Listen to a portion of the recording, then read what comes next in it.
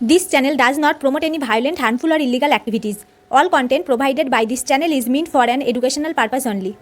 ফিরে এসে সকলের সঙ্গে কথা বলে সিদ্ধান্ত। কালীঘাটের উদ্দেশ্যে বাসে করে রওনা হওয়ার আগেই বলে গেলেন আন্দোলনকারী ডাক্তারেরা। নবান্নের পর এবার কালীঘাট।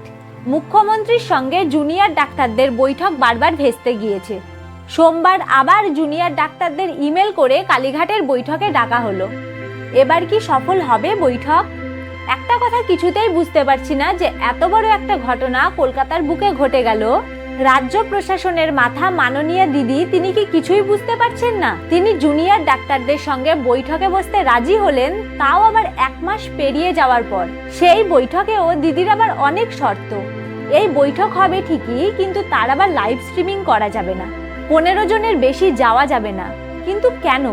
এইটা তো কোনো রাজনৈতিক বৈঠক নয় যে তিনি যেটা বলবেন সেটা রাজ্যের সাধারণ মানুষ শুনতে পারবে না। তিনি নবান্ন থেকে জুনিয়র ডাক্তারদের কাছে এসেছিলেন ঠিকই, কিন্তু তাদের প্রতিবাদী আন্দোলনকে সাপোর্ট করার জন্য নয়। তাদেরকে তিনি এটাই বোঝাতে এসেছেন তারা যেন এই আন্দোলন ছেড়ে তারা কাজে যোগদান করে।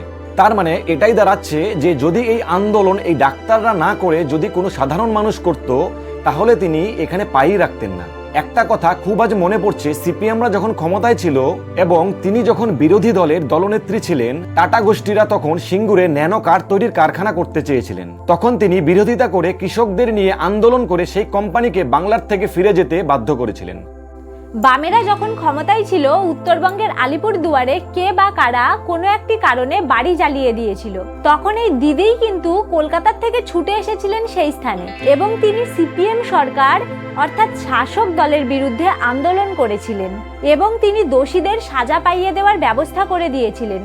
দিদির ইতিহাসে এইরকম বহু আন্দোলন আছে যখন তিনি ক্ষমতায় ছিলেন না। তিনি কিন্তু একটা সময় আন্দোলন করতে করতে, প্রতিবাদ জানাতে জানাতে বিরোধী জনপ্রিয় নেত্রী হয়ে উঠেছিলেন। রাজ্যের সাধারণ খেটে খাওয়া মানুষ, ছাত্র যুব সমাজ ওনাকে ভরসা করে ভোট দিয়ে মুখ্যমন্ত্রীর পদে বসিয়েছেন। দিদিকে দেখেই কিন্তু বাংলার মানুষ শিখেছেন এবং ছাত্র যুব সমাজ অনুপ্রেরিত হয়েছে। নিজের ন্যায্য অধিকার যদি এমনি এমনি না পাওয়া যায়, তাহলে আন্দোলন করে ন্যায়ের পথ অনুসরণ করে তা ছিনিয়ে নিতে হয়। আজ যখন আরজিকর হসপিটালের 31 বছরের ফুটফুটে তরতাজা জুনিয়র মেয়ে ডাক্তারটিকে এই সমাজের মানুষরূপী রাক্ষসগুলো রাতের অন্ধকারে ছিঁড়ে খেলো, তার প্রতিবাদ জানিয়ে নবান্নের উদ্দেশ্যে রওনা হওয়া সেই সাধারণ মানুষগুলোর উপর যখন এই দিদির পুলিশ লাঠিচার্জ এবং জলকামান প্রয়োগ করেছিলেন, তখন তিনি তার পূর্বের আন্দোলন করার সব স্মৃতি কি ভুলে গেছিলেন? আজ যারা রাস্তায় বসে আন্দোলন করছেন বা সেদিন যারা নবান্নে যেতে চেয়েছিলেন, তারা কেউই কিন্তু কোনো রাজনৈতিক দলের ছিলেন না। তারা কেউই কিন্তু এই দাবিতে যায়নি যে তারা মুখ্যমন্ত্রীর চেয়ারে অধিকার বসাবে। তারা শুধু কিছু প্রশ্নের উত্তরের আশায় এবং এক বুক হতাশার মাঝে এক বিন্দু আলোর আশায় সেই মুখ্যমন্ত্রীর কাছে গেছিলেন, যাকে তারা বিশ্বাস ও ভরসা করে এই মুখ্যমন্ত্রীর চেয়ারটিতে বসিয়েছিলেন। আপনার ওপর এই বাংলার মানুষের এখনো ভরসা আছে বলেই আপনি এখনো পর্যন্ত এই মুখ্যমন্ত্রীর চেয়ারে বসে আছেন। ভারতের একজন দায়িত্বশীল নাগরিক হিসেবে রাজ্যের বুকে এত বড় একটি ঘটনার প্রতিবাদ জানিয়ে এবং ন্যায় বিচার চেয়ে প্রশ্ন করাটা আমাদের অধিকার। কিছুদিন আগে 100 দিনের কাজের টাকার দাবিতে এবং কেন্দ্রীয় সরকারের আবাস যোজনার টাকা কেন্দ্রীয় সরকার না দেওয়ায় আপনারই দল এবং আপনার ভাইপো দিল্লির বুকে আন্দোলনে রাস্তায় বসে পড়েছিলেন। সে কথা কি ভুলে গেছেন? আপনি তো রাজ্যের সকলের দিদি, অর্থাৎ আমরা সকলেই আপনার ভাই বোন।